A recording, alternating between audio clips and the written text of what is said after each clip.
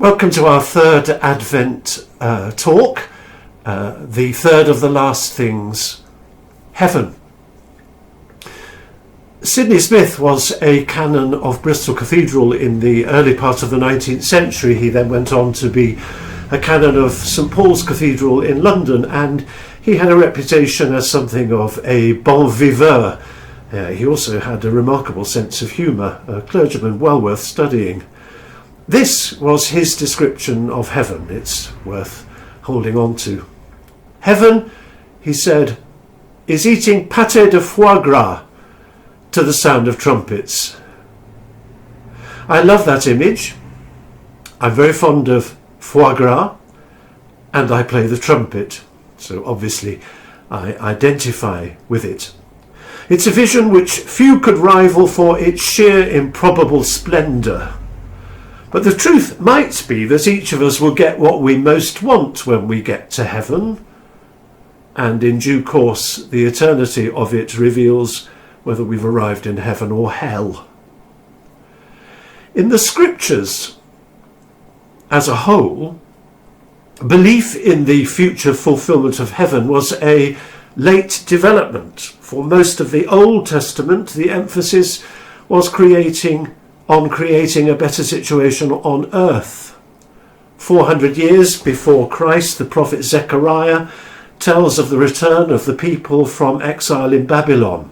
He writes, "The squares of Jerusalem will be full of boys and girls playing in the streets." Things had to be made better in the here and now, because for them, in the Old Testament, after this is Hades, a shadowy afterlife with no vitality and no God. But before we dismiss that as a poor and comfortless creed compared with the Christian hope of heaven, we should pause to wonder at the vivid God-centred faith which could sustain Old Testament prophets without any expectation of there being a heaven after all of this.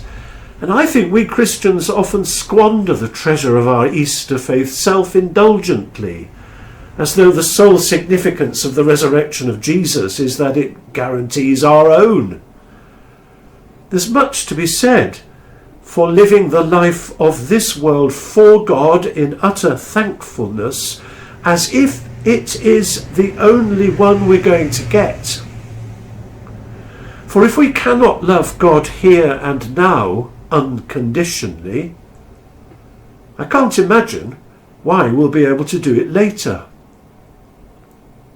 Well, unconditional loving seems okay at the times we feel the warm glow inside when the sun is shining and all is well and all manner of thing is well. But what about the people who drag out their days in pain and deprivation? It seemed no accident to me when years ago as a student on holiday in Mexico I observed the poverty of the Mexican shanty towns, but I also observed the church speaking powerfully of the promises of heaven. And our own Catholic movement in the Church of England thrived, not in palaces, but in the slums. And our church buildings offered a glimpse of heaven.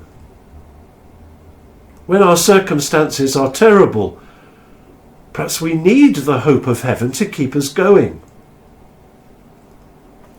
The New Testament does indeed promise heaven, amendment and restitution, arrival and fulfillment, reward and rest. But it doesn't describe the form heaven will take. All we're given are elusive images. I saw there was no temple in the city, since the Lord God Almighty and the Lamb were themselves the temple. The revelation of St John the Divine. It will never be night again, and they will reign forever and ever. That's a compelling but elusive image of a world beyond. But as soon as one questions it, the image dissolves. That must be so because we're struggling to talk about another dimension of existence which we have never experienced. Well, not yet. But the fact that we cannot imagine heaven doesn't mean it isn't there. And rather than trying to understand it in advance, we'd better get on with living now, while the equipment we shall need for heaven grows within us, unseen.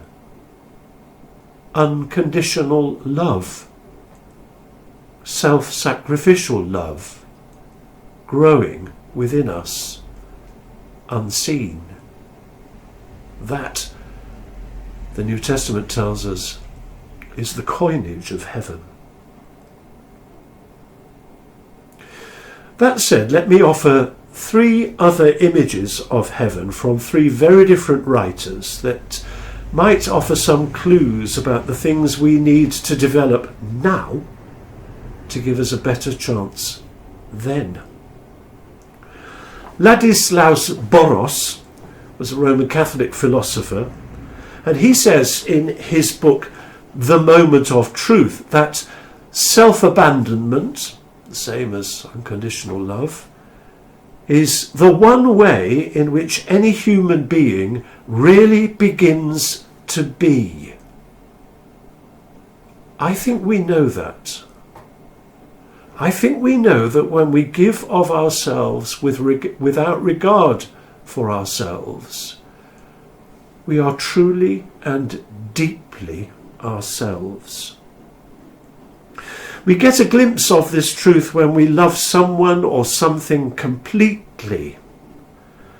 But it's at the moment of our birth into heaven, according to this philosopher, that this self-abandonment can be fully realized.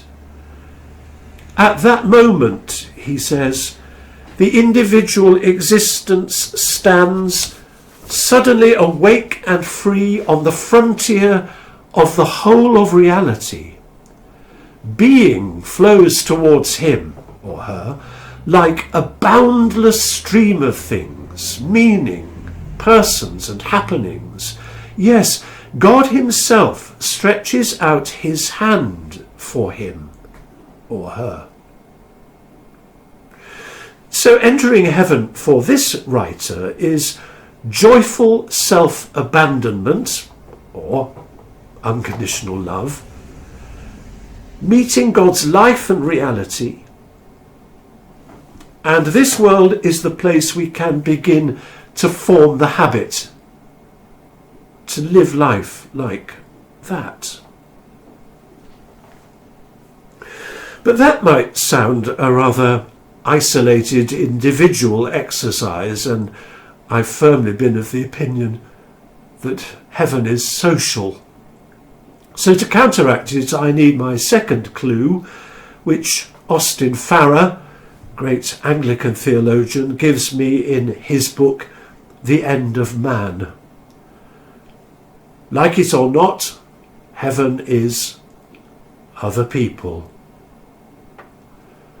Then what heaven, he exclaims, to be in heaven and see on every side the glory of God reflected in the image of God, which is the human face.